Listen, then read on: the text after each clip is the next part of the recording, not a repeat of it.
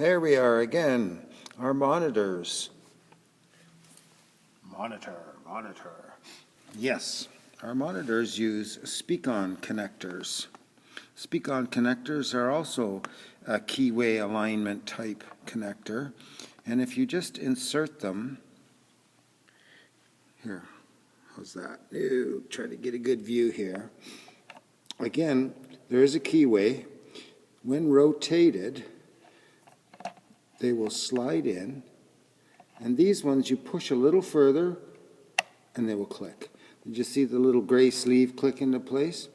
Well, that's how you get them off. You pull the sleeve out and give it a quarter turn counterclockwise. Actually, it's only about 1/8 of a turn. So in, again, doesn't matter which one you put it in. You have to find the keyway, turn and click.